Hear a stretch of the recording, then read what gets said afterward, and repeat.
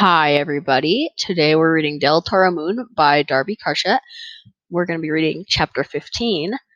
And I have a guest reader. It's my mom. And you may be saying, well, Chris, you're just lazy. And what I will say right back to that is yes, I am lazy.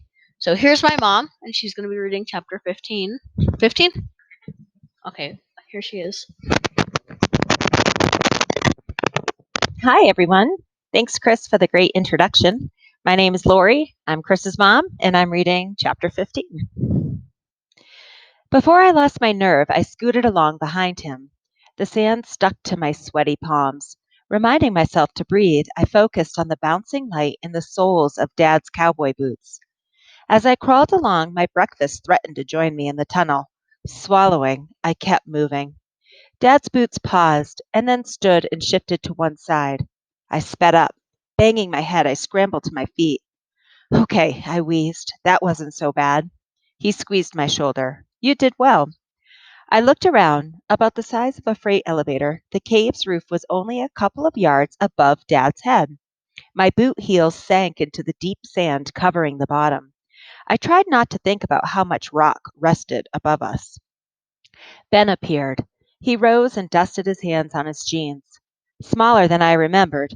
Kind of like your worst nightmare, huh, Maddie? You're my worst nightmare. Dad hissed through his teeth.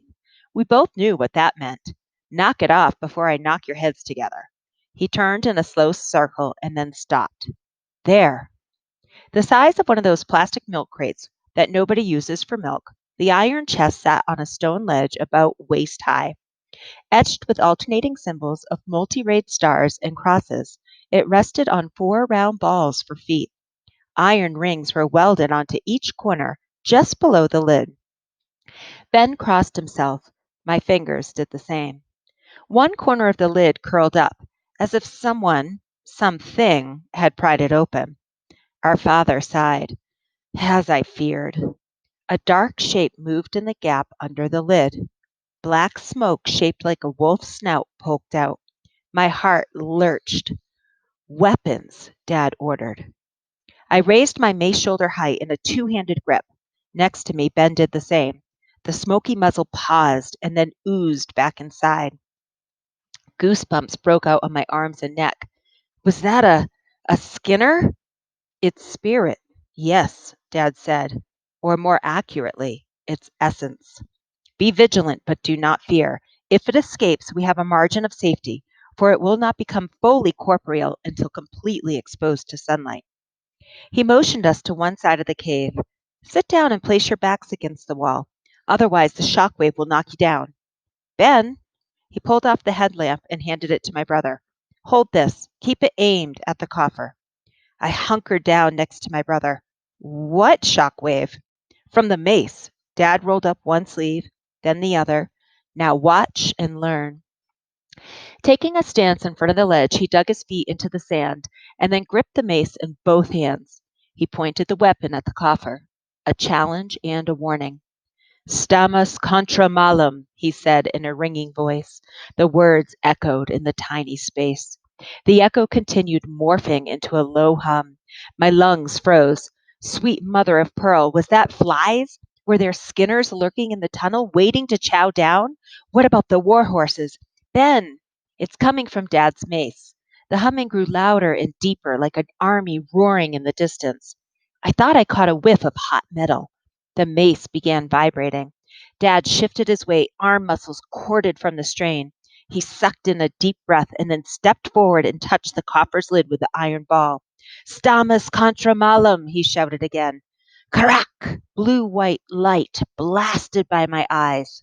A split second later, an invisible fist punched me in the chest. My head slammed against the rock wall. Stars popped like fireworks in my vision. The cave spun around, taking me on a tilt-a-wheel ride. Matt! Ben sounded like he was hollering through a pillow.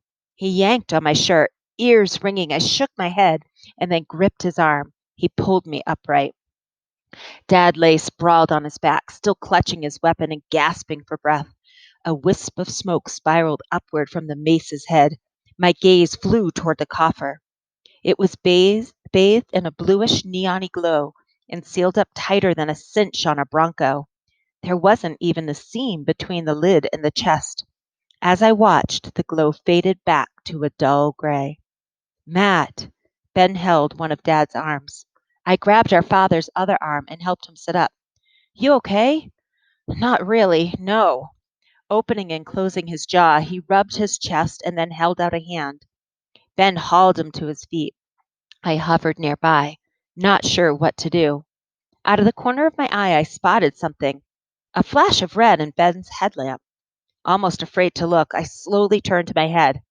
Alarm tied a bow in my gut. What the heck is that? What? Ben peered around. Up there, I pointed. Another coffer made from some kind of dull reddish metal and smaller than the other sat in an alcove above our heads. It was shoved back as if whoever put it there was trying to hide it. My brother aimed the light. Did you know there's another coffer in here, Pop? Dad rolled his head from side to side, wincing. El cofre rojo, also known as the red casket. What's in it? Oh, please, not more monsters. I remembered what Izzy told me about the goblins, the duendes near the Navarre ranch. I do not know. You don't? I glanced at Ben. He looked as astonished as I felt. It arrived in the middle of the night when I was a boy. I awoke to the sound of voices coming from the front porch, my father and a stranger. And then I heard my father agree, reluctantly, to keep something in our cave. By the time I had reached the door, the stranger was gone, and El Cofre Rojo was sitting on the lowest step. I stared at the chest. And you never asked him about it or who brought it? Oh, about 1,000 times, but Papa said that it would be better if I stayed ignorant. He passed away before I could learn more. Dad winced and rubbed his forehead.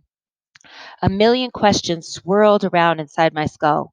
I started to ask the first one, but stopped myself. You okay? I'll be fine.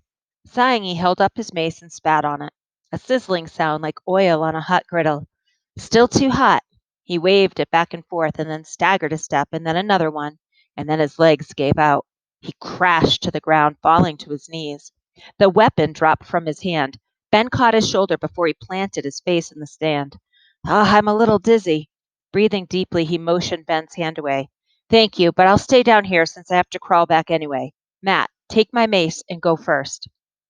I belly swam back through the tunnel, dragging a mace from each wrist and trying not to get sand down my pants. Dad trailed behind, taking twice as long. Clear of the cave, I stood up and shook myself all over, like a dog after a swim. Never again. I don't care how many skinners slither free of that coffer. I am never, ever, for as long as I live, going in there again. We hurried out to the horses. A few yards away, Turk and Izzy stood on guard, with their tails to us and ears and noses on full alert. El Cid waited by the opening. He stiffened at the sight of my father. Javier! I'm fine. Here, Matt, let me have that. Retrieving his mace, he sat down on a rock, laid it across his knees, and kneaded both temples with his fingertips. My sons, always make sure you take aspirin prior to sealing the coffer. Trust me on that. Questions lined up in my mouth. I clamped down on them. Dad must have read my expression. He smiled faintly. Go ahead. Okay. Will any of our maces work? As long as a descendant of a knight holds it, yes. So how does it actually work? Ben rested his mace across his shoulders, hands hanging over both ends for support. I heard you say something. Wasn't Spanish. Stamus contra malum. Latin for we stand against evil. Remember those words. You may need them someday to save your life. Stamus contra malum, I whispered to myself, just in case. Dad pushed to his feet. Time to leave. I'm not up to dealing with Skinners right now. He plodded over to Turk and grasped the horn. It took him 2 tries to get his boot in the stirrup and haul himself into the saddle. How many times have you done that? Ben asked, swinging onto Izzy's back. Nailed down that coffer. Counting this time? Yeah, twice. The first time I came to with a bloody nose and your grandfather dragging me out by my heels. Dad grinned weakly. Hopefully it's sealed tight, at least for a while. He signaled Turk, who trotted away. Maybe it was the blast from Dad's mace that scared them off, Or maybe the Skinners knew that the coffer was closed for good and that no more of their fellow hamburger hounds were coming out to play. Whatever it was, we made it all the way across the valley and through the gate without any sign of those creepsters. Still, as Elstead and I galloped along, I checked every shadow, just in case. And that's the end of chapter 15. I'm going to turn it back over to Chris. Thanks for listening. My mom is better at reading than me, if you can't tell. Thank you. You're welcome. Thank you for listening. If you liked, please subscribe and like and turn on notifications. And if you have any questions or comments, just put them in the comments. Okay, thank you for listening. Bye.